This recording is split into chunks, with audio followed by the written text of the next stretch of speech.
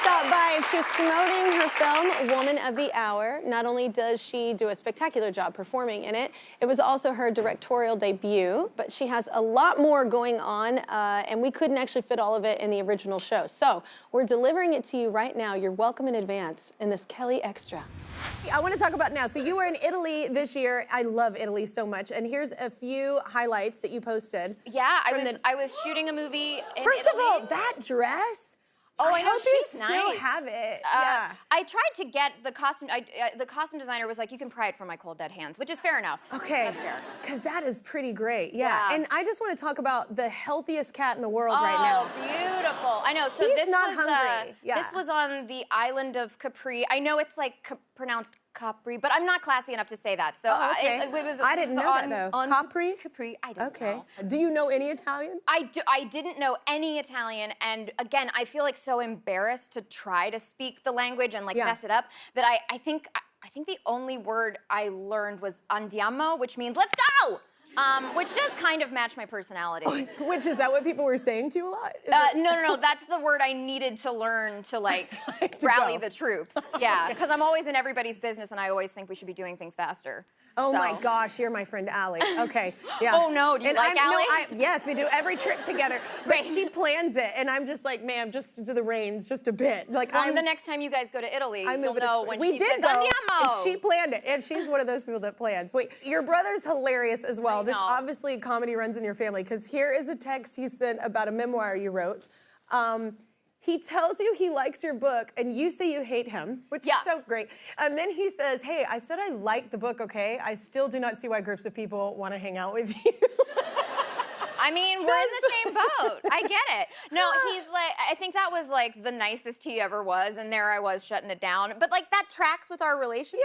Because now, you know, I'm like, I was like texting him like, oh my God, I'm so nervous. I'm directing a movie. This is so overwhelming. And he's like, yeah, you're probably gonna screw it up.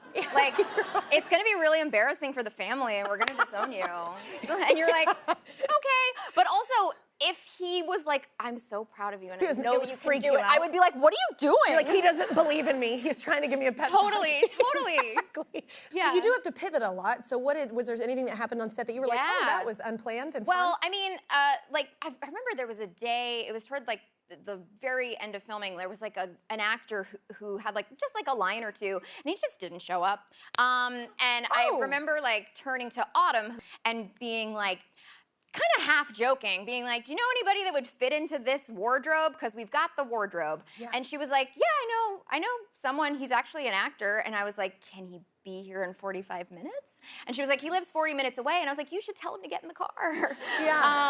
So yeah, and at the end of that day, she was like, today was weird, right? Like, it almost felt like we were making like community theater or something. And I was like, the fact that it took you to the end of the shoot to notice that speaks to how well I can lie. Because it did feel like every day it was like, you know, it was my first time being like the real like leader and mama bear. So you want to be like, that's kind of the equipment didn't show up, but I didn't even want it to. I mean, a camera to make a movie? We don't even need that. I've seen the signs. Give me my iPhone. Yeah, I'm fine. We're chilling, baby. We can do so much on an iPhone. No, I gotta say though, that's probably more interesting because people that have been directing forever, there is a lot of expertise and a lot of you know, charisma that comes with that because of that, you know, comfortable state that they're in, that they've already done it before. But there's something kind of refreshing about someone new doing it because you're gonna think outside the box. So I like the fact that it's a new thing for you, and I think you're gonna think from a different point of view, from whatever your, you know, childhood was, trauma was, joy was, culture is. Like, I think everybody has their own kind of point of view to like have an impact. So I like that you're directing, and I like when people are doing, you know, it's not the same director all the time. It's nice. I think that's true. I think sometimes like not knowing how it's done means that like you'll do it in a way that is just as good, if not better, because like you just didn't know that you weren't supposed to do it that way. You didn't know the lines. You didn't know there were lines. Exactly. And I think it's more creative. Yeah. Check out Anna's movie, Woman of the Hour on Netflix. We'll be right back.